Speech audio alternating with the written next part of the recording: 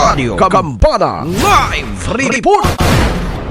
Gisiguro sa mga sakop sa 2nd Provincial Mobile Force Company sa Misamis Occidental nga mahimong hapsay ug malinawon ang mga checkpoints sa ilang area of responsibility. Nasayran nga mismong si 2nd PMFC Officer in Charge, Police Major Mark Green Lagura, ang nagdumala sa mga established COMELEC checkpoints sa ilang AOR. Una na nang ipadayag ni Lagura nga dakong tinguha sa COMELEC checkpoints nga mamintinar ang kahapsay ug kalinaw sa lugar, ingon man pagsiguro sa kaluwasan sa mga motorista sa kadalanan ug pagpugong sa posibleng pagsabwag ug kasamok sa mga daotang elemento karong election period.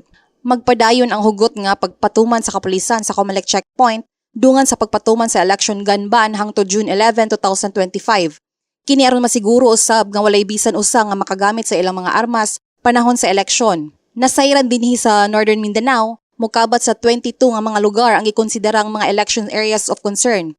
Apan kasagaran sa maong mga lugar ang anaa sa probinsya sa Bukidnon nga napailalom sa orange category, gumikan sa presensya sa mga rebelding New People's Army. Samtang ang uban bahin sa rehiyon ang nagpailalom sa maong listahan, human makasinati og mga insidente nga adunay koneksyon sa eleksyon niadtong nakalabayng piniliay. Alang sa DXDD ang Radyo Kampana, ang radyo sa simbahan. Ako si Double D Uno Estela Remedios Palao, danag sa Dakbayan. Radio Gambana Live Report.